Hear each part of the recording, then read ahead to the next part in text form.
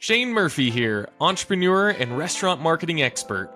Welcome to the Restaurant Rocket Fuel podcast, where we discuss marketing strategies that leading restaurateurs are using to grow and expand their restaurants.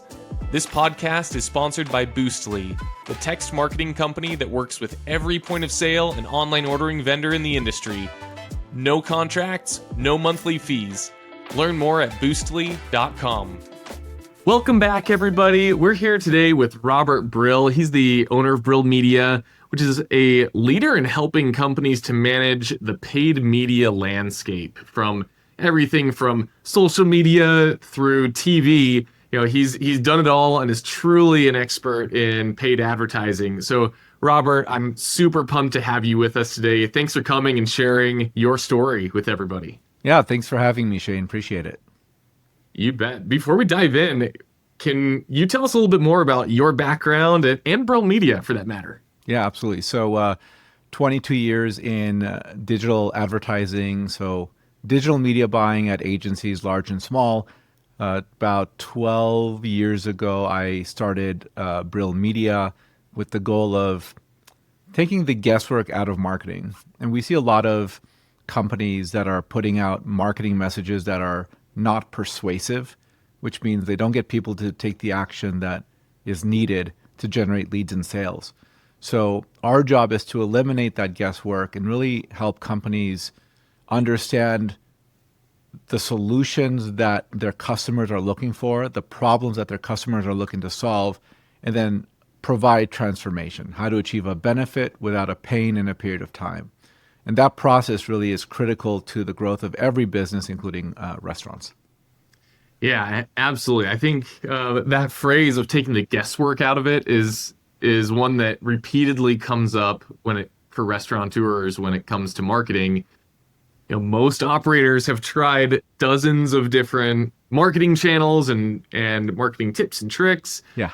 And it always feels like a guess. And sometimes even after the fact, you're looking back and saying, well, did it work? I don't really know. And so I think that message that you're putting out there is so important. From a restaurant perspective, how should restaurants approach paid media? This can be a really daunting and scary piece of marketing for restaurants because they know their food, they know that part of their business, but when it comes to actually paying for an ad, that can feel like such a foreign experience. How should they approach? Yeah, food, for most places, food is a highly commoditized thing. And so here's the process that we recommend restaurants deploy. Number one, validate your marketing messages. Problems, solutions, and transformation. What you want to get to is a landing page, a page on your website that gets at least 15% of the people to submit their contact information for a free offer, a coupon, whatever the case might be. Once that happens, when you've created a system that provides transformation, how to achieve a benefit without a pain in a period of time, and you get at least 15% of the people to share their contact info, you've captured attention. So when you run an ad, this is critical. When you run an ad, you have about 2 to 2.5 seconds to divert someone's attention from what they were doing to what you want them to do. So usually when people are on social media or they're consuming ads on websites or television like on Hulu or Roku or etc., they're usually doing brain rot, which is brain rot consumption. Dog and cat videos, they're watching some entertainment, they might be on their phone looking at other things. They're kind of like just passing the time. They're looking for easy to consume content. Or they're doing some sort of research or trying to get more information. Or they're doom scrolling, reading the news and feeling bad about life.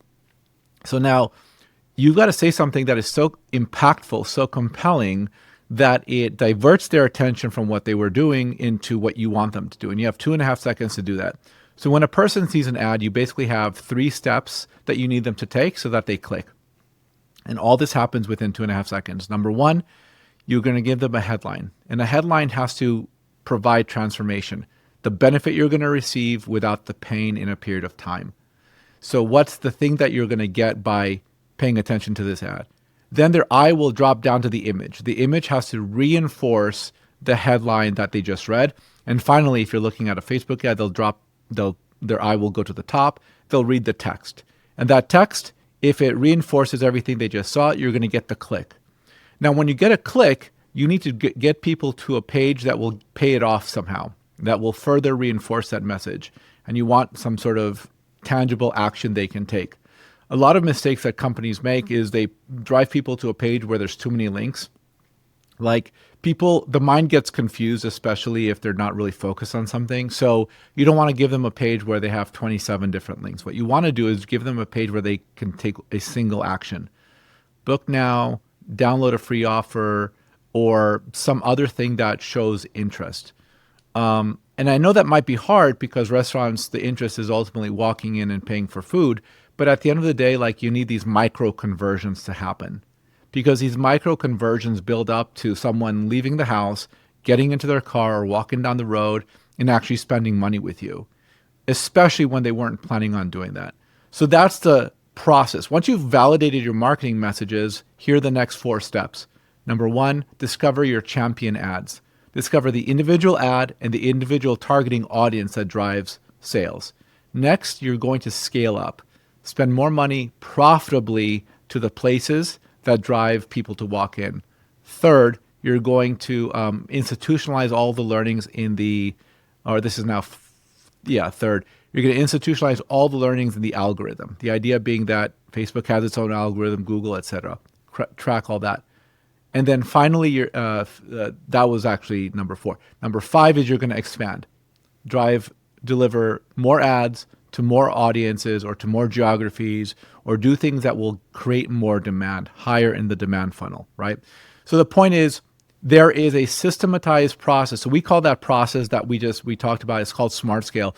It's a thing that reliably drives, on average, 680% return on ad spend for clients that work with us. The idea being that you should not just spend money and cross your fingers and hope it works. You must know for a fact that you're delivering the right messages profitably, and that's what's going to get you more sales. The next step after that is attribution, ensuring that you are tracking. You can track people when they saw an ad and they walked into your location. So we can go from large strategic ideas to very tactical ideas on how to drive sales. Yeah, could we maybe walk through an example of from the beginning what this looks like? Of, I'm a restaurant, maybe, I don't know, I'm either like a pizzeria or a barbecue restaurant. Yeah. And we're going to, take this from the beginning. We're going to, identify that headline, the image, and the call to action, and then maybe talk through what that smart scaling process would look like after that. It all starts with a problem. The best marketing messages start with a nugget of truth about the customer. It's very hard to market a business from the inside out. It's much easier to market a business when you understand who you are serving and why they're paying attention to you. What is the need that you are solving for a customer? Now, if you're selling pizza, there's many pizza places. I live in Los Angeles. There's some great pizza and some bad pizza. But the great pizza, there's something unique about them, right? And here's the thing. It's not enough to have good food. You have to be, just to be in business, you have to have good food. That's the minimum level of quality that drives success. But that's not the thing that's going to get people in the door. What's going to get people in the door is understanding why your pizza fulfills some deep, dark need that someone else's doesn't. So the idea is, the way we deploy this is, there's ad testing that can be delivered on Facebook and Instagram, where you just really throw out a lot of different problem statements. I'm sick and tired of the same old chain pizzas. Okay, let's see if that's a winner. And you go through 30 different problem statements. And yet the idea then is that when you understand which problems agitate the person the most, that's the problem you want to press down on. So agitation is important. In this testing, you're not solving the problem. You just want to know which problem gets people to pay attention to your messages. And then the next step in that process is to provide a solution. And the solution is just a reversal of the problem. If you're sick and tired of chain pizzas, come check out Brill's Pizza. Right? It's just a mirror, a flip of the problem that the customer has expressed. And then you do this testing down the line and you get to transformation, how to achieve a benefit without pain in a period of time. And I can't formulate that off the top right now with pizza, but the idea is none of this is guesswork, right? Like you have the ability to understand exactly what the marketplace wants from you. Otherwise, you're just guessing, like you're just putting marketing messages out into the marketplace and it's like, meh, I hope this will work. And if it doesn't work, we'll figure it out later. That's the exact wrong way to market a business because you cannot rely on guesswork. You cannot rely on luck to grow a business. Yeah, you mentioned one thing that is, I think, crucial to this whole process was like the ensuring of attribution, so what's working. And so if I'm Brill's pizza operator, and I'm thinking through this. I just put out this ad with a bunch of other options, and I'm having higher click-throughs on, hey, are you sick and tired of the normal chain pizzas? Yeah. And I have my solution. I have this like really nice picture of, maybe it's a like Neapolitan pizza, because that's my thing. I'm not just the Little Caesars. I'm Neapolitan, so I'm trying to focus on that. Yeah. And I'm seeing higher click-throughs. That's one way for me to test that demand. The next side of that you said is, okay, now we're seeing something that's performing. How do I scale it up and then like institutionalize those learnings for the algorithm? What does that look like in practice? Yeah. So during the testing period, we're just looking at click-through rate. Which click-through rate is the most effective for the business, for the ads that are running?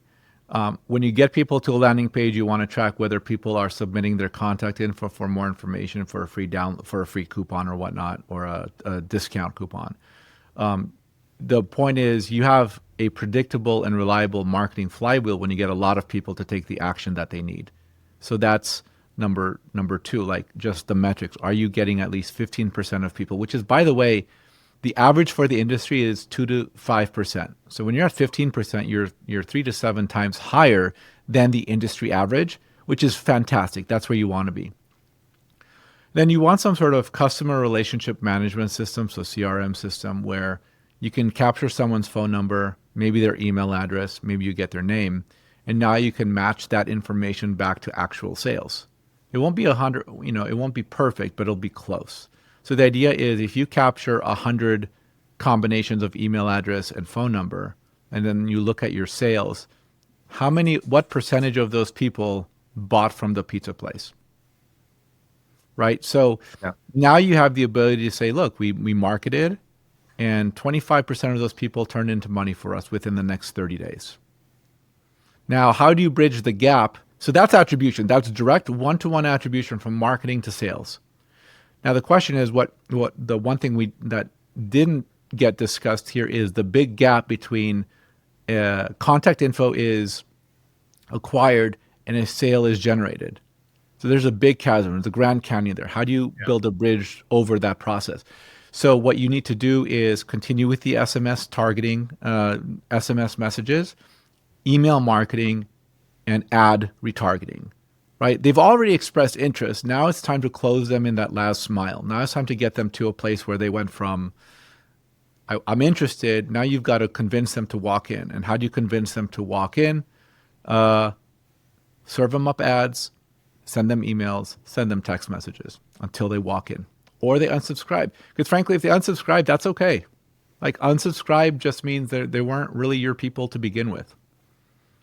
Yeah, I think that's a big one that sometimes, as operators, we feel like, oh, if someone unsubscribes, I take it personally. And I think, oh, someone doesn't like my product, they don't like my food.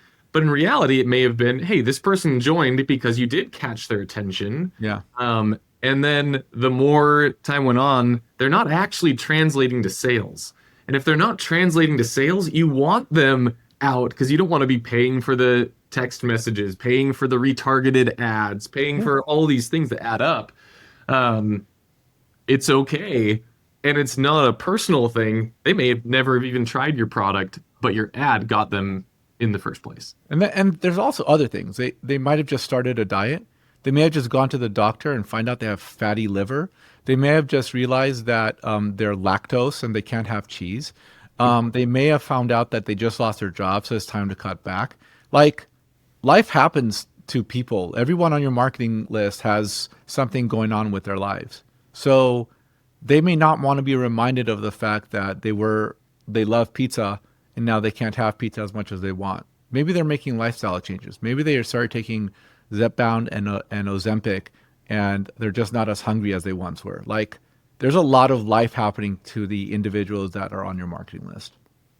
Yeah, and I think this is crucial too because sometimes, I'm curious your thoughts on this. Sometimes restaurants take the ads and you're just going directly to like the call to action is to place an order. Yeah. And other times it's geared towards I'm gathering the contact information even pre-order where they might be filling out something like you said to get an offer or to get a deal, and that requires name, email, and phone number. Ideally with, hey, I'm also subscribing to the email list and the text marketing list so you can chase them down later. Yeah. And what are your thoughts between taking people to that type of contact, like generation form versus straight to an online, like an ordering call to action? Yeah, I mean, I think there are several desired actions that you're looking for from an individual, right? The first is people need to know you, like you, and trust you. The second idea is consumption drives conversion. The more they're going to get to know you, the more likely they are to buy from you. So there are going to be ads that will drive people to an action that they cannot, you don't want to drive people to a order now button if you've done that in the past and people aren't ordering. Maybe there's an indicator that your message like this. So you want to unlock every step of the sales process. But what I would say, if like you drive people to an order form and they're not ordering in the sufficient quantities that you're looking for, either your messages are not right, you're serving ads at the wrong time, you're serving ads to the wrong audience, or your prices are too high, or people don't actually like what you have. Unlikely that they don't like it, especially with pizza. Everyone loves pizza. Right? So that's number one. But I would say that from the strategic perspective, it's important to validate which process is going to be that predictable and reliable marketing flywheel for the business. So I want to get you as close to the sale as possible. And if that doesn't work, then we need to fine tune why it doesn't work. It's like when you're baking something, right? Like it's very specific quantities and you can go from a really bad cake to a really good cake by making very small changes into the process. So your sales system is the same type of thing. Like one small tweak can unlock a huge opportunity for the business. But I like both, and it sort of depends on the type of business you are.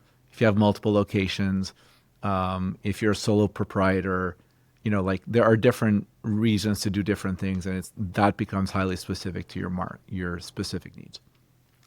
Yeah, it's interesting too because we see this as our company's an SMS marketing product for these restaurants, and when restaurants look at their web traffic, they're almost always surprised by how much web traffic they actually have. Yeah. Because they have way more web traffic than people who actually click that order online button. Sure. And they look at that and say, gosh, I might only have 1 to 1.5% of the people who come to my website actually ordering online. And well, what happens with all the other people? And what we have found is even just by putting like a web form pop-up where people join the text club right when they hit your website, and you're presenting them with an offer, they enter their information and opt in. Right. The conversion rate to ordering online at that point goes way up. because now they have something that they're actually going to use. And so they land on your website and they don't just leave. They Right. say, "Oh, and I can get, I can join in order to get the free XYZ or the X% off." Because maybe Yeah. your ad is 10% off. That catches their attention. They click. And then it goes right to the ordering page, but you lose a bunch of people. If Right. you get them to join the text club in order, or the email club in order to get the coupon, now you're converting and you can follow up with that customer to keep them coming over and over again.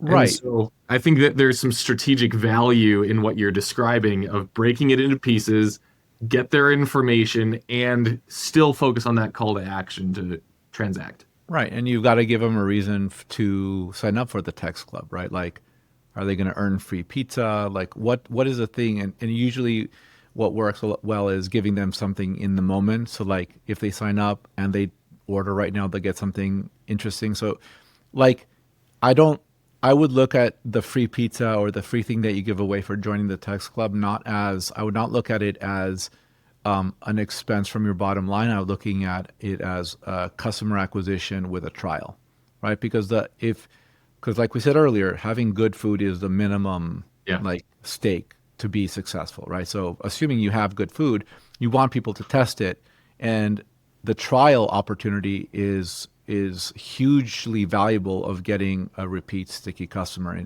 in your sales pipeline. certainly. Now we've talked. The example that we used here was like a Facebook and Instagram ad to drive, you know, drive these call to actions. Um, I know you've given so much advice to operators about what channels are right for them. Yeah. And when you're talking to a restaurant, how do you help them identify, what channel's right for them? Should I be on social media, radio, TV, like Yeah. display ads? Um, walk us through some ways to think about that. Yeah. So the thing to note is that marketing is a set of elements that work together, much like the elements of an orchestra create a symphony. Like a violin on its own is great. Several violins are better, but a whole orchestra of many different instruments, including many violins, make this beautiful sound. Your marketing is the same way. Google is not competing with Facebook. They're working together. Banner ads are not competing with Google. They all work together. They all serve different roles in the same equation to create that symphony of sales. So the opportunity for every business is to understand the unique instruments that are necessary for their business, for their unique circumstance to generate sales. So determining where and what to run in terms of your marketing, whether it's paid or SEO, search engine optimization, social media, email marketing, etc., is highly dependent upon their unique circumstances, their budget, their business goals. Right? If you have 20 locations around the country, or I'm sorry, in a city, your efforts are probably going to be different than a solo operator with one location.